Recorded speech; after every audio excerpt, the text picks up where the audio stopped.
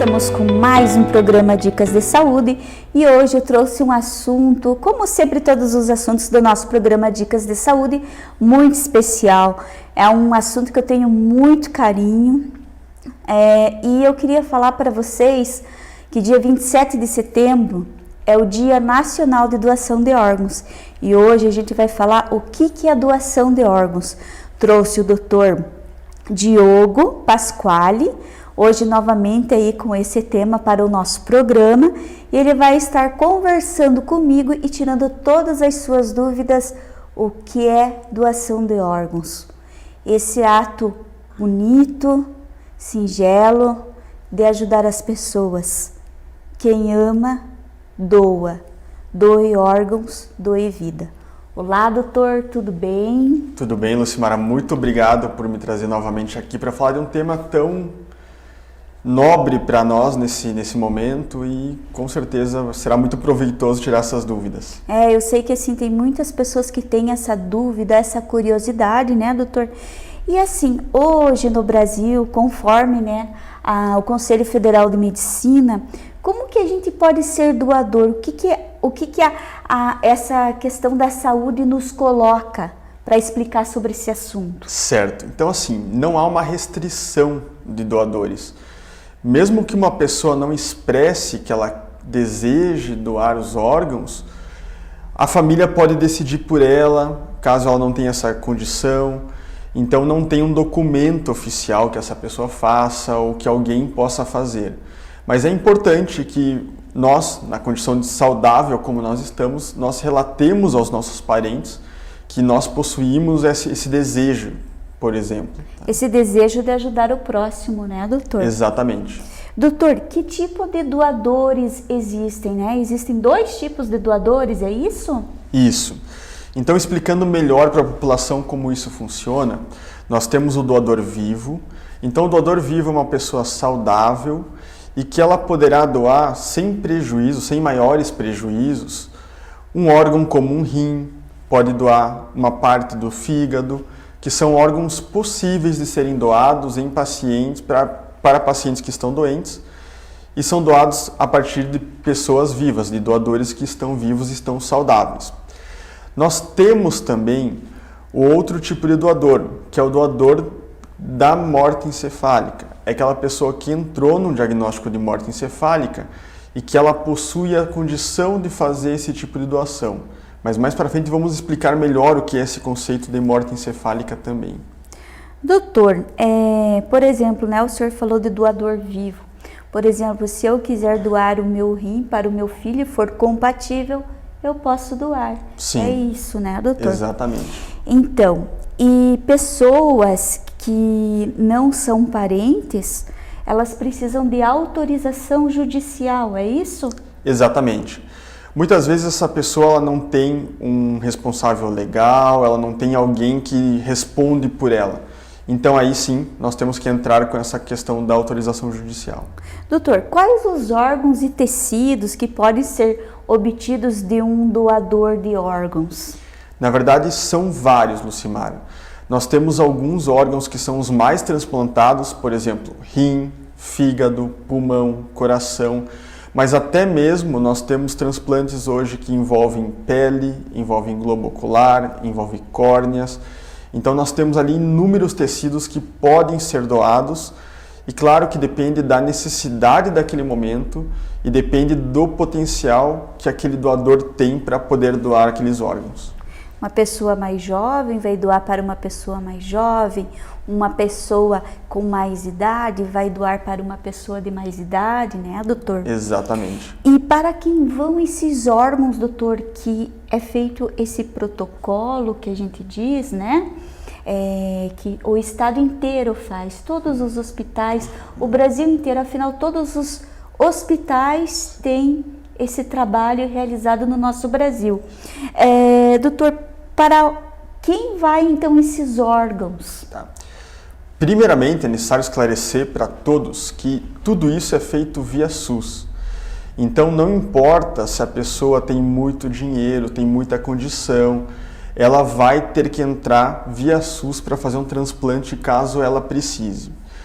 Então, quando a pessoa tem um diagnóstico de, por exemplo, um rim que não funciona, que precisa fazer hemodiálise, que o transplante está indicado, ela entra para uma fila. Essa fila é organizada por um órgão estatal, então não tem nada de particular. A nossa lei proíbe qualquer tipo de comercialização de órgãos, então isso é crime que dá prisão, isso não pode ser feito. Então é tudo feito via SUS. Essa pessoa que necessita do órgão, ela entra numa fila e essa fila não prioriza somente que tipo de órgão ela precisa, prioriza também a condição de saúde que ela tem. E aí, conforme esses potenciais doadores vão aparecendo, essa fila vai caminhando e com essa fila caminhando vai chegar aquele momento em que aquela determinada pessoa vai receber aquele órgão. Nós, quando temos essa doação, as equipes não têm uma conversa entre elas. O que acontece é que a equipe de quem doa, de quem fecha esses diagnósticos, ela não sabe para quem foi esse órgão e ela não tem uma inclinação, ela não pode dizer para quem que vai essa doação. É uma fila que é rígida, feita com muita ética e que não tem como escapar. Tem que partir dessa fila sempre essa doação. Doutor, como posso ter a certeza do diagnóstico de morte encefálica, né? As pessoas perguntam, nossa, como que se faz esse diagnóstico, né, desse paciente? Como que é isso? O diagnóstico de morte encefálica, ele é um diagnóstico que tem sido estudado há décadas, há vários anos. Então ele acaba sendo um diagnóstico feito mundialmente. Não foi o Brasil que inventou, não foram os Estados Unidos, não foi nenhum país em si, foi uma união, na verdade, de consensos que chegaram nessa determinação de como diagnosticar uma morte encefálica. Em primeiro lugar, nem todo paciente chega nesse diagnóstico. Nós temos alguns pacientes especiais, alguns pacientes específicos que chegam nesse contexto. Por exemplo, o paciente sofreu um traumatismo craniano, bateu a cabeça muito forte, teve um sangramento cerebral. Esse é um tipo de paciente que ele pode chegar a um diagnóstico de morte encefálica. Então hoje a nossa lei, a nossa resolução, ela exige certos testes que não deixam dúvidas, que quando nós falamos com a família, nós temos a certeza de que esse paciente está em diagnóstico de morte encefálica. Nós fazemos testes clínicos, em que são testados todos os reflexos daquele paciente, reflexos que estão no nosso tronco cerebral, que é uma área vital, que sem ela a gente não consegue viver. Nós fazemos testes que são de circulação do cérebro também, para entender se ainda há circulação de sangue naquele órgão. Então são critérios extremamente rigorosos e que só assim, diante de todos os testes, é que a gente pode afirmar com toda certeza para aquela família, para aqueles parentes, que essa pessoa, o seu ente querido, ele está em morte encefálica, e morte encefálica significa óbito. A lei diz para nós que quando nós constatamos a morte encefálica, nós somos obrigados a preencher a declaração de óbito do paciente. Doutor, essa questão é uma questão delicada pelo Conselho Federal de Medicina, só para as pessoas não terem dúvidas, são 3 médicos diferentes que assinam esse diagnóstico, né? Exatamente. Nós temos sempre uma equipe, essa equipe ela é de médicos que são experientes com relação a esses diagnósticos, então nós somos obrigados a ter treinamento com relação a isso.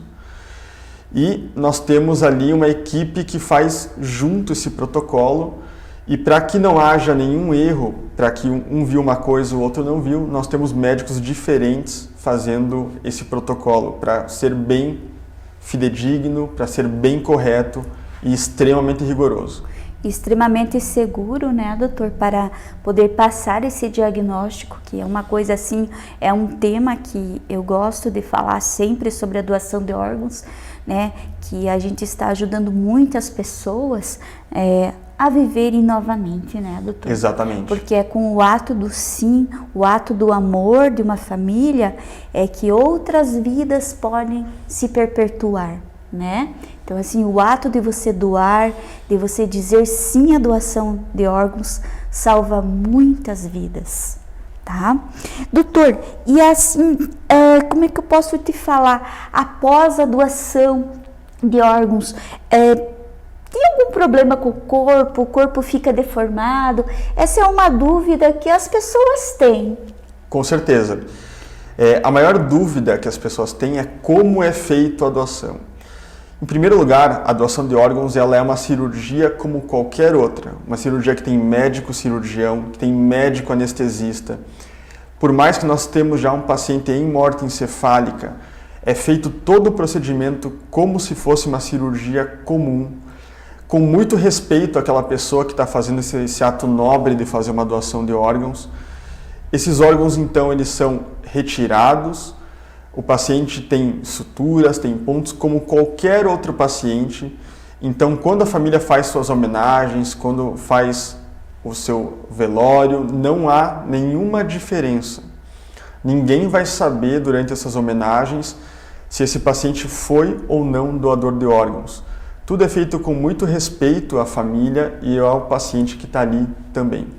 E é um tema que nós temos muito carinho, eu repito várias vezes, né, doutor? Sem dúvida. Essa nossa reportagem de hoje aqui é para agradecer a todas as pessoas doadoras de órgãos das nossas cidades Mafra e Rio Negro, né? Que hoje, através do ato do Sim, puderam salvar muitas vidas. Então, a gente deixa um grande abraço em respeito a todas essas famílias, com muito carinho, né, doutor? Sem dúvida. É uma singela homenagem, né, para o dia 27 de setembro, dia do doador de órgãos. Doe vida, doe esperança. Doutor, eu gostaria que você deixasse uma mensagem para essas famílias. Com certeza. Em primeiro lugar, eu quero deixar um abraço a todas as famílias que decidiram por doar os órgãos dos seus entes queridos. Com certeza, todas as famílias que fizeram esse ato de nobreza, quando eles retornam para conversar conosco, eles relatam com toda a sinceridade de como isso deu um alívio para eles em um momento tão pesado. Uma tragédia, às vezes a perda de um filho, a perda de um marido, a perda de uma esposa, faz com que essas famílias consigam ter um certo alívio ao saber que aquele pai de família que está 3 vezes por semana em uma hemodiálise, agora saiu dessa hemodiálise por esse ato de nobreza. E que agora ele pode viver uma vida quase normal, pode viver com seus filhos, com a sua esposa. Então, quando nós passamos por uma situação difícil, não é tão simples a gente fazer decisões. Mas com certeza a decisão da doação de órgãos é uma decisão que nunca ninguém vai se arrepender, porque é uma decisão de nobreza com alguém que está muito doente e que precisa dessa ajuda. Então meu abraço vai a todas essas famílias que decidiram a doação de órgãos e caso hajam dúvidas, sempre fiquem atentos com relação às nossas informações, porque nós estamos à disposição para tirar todas as dúvidas e a mostrar para todos vocês como isso é um ato de nobreza e que no fim das contas o nosso corpo físico ele acaba não tendo mais importância depois da nossa morte. Mas com a doação de órgãos, de alguma forma você ainda conseguiu fazer aquele pedacinho daquele teu parente viver em outra pessoa. E é isso que nós queremos, com muita ética, com muito respeito, com muita felicidade em fazer esse ato de nobreza, é que nós mandamos esse grande abraço a todas as famílias que decidiram pela doação. Muito obrigado. Então, o nosso programa Dicas de Saúde agradece a sua presença, Muito essa obrigado. belíssima entrevista para colocar com muito carinho para você, seguidor do Rio Mafra Mix, programa Dicas de Saúde, mais um tema muito especial, preparado com muito carinho para você. Um beijo, abraço, até a semana que vem.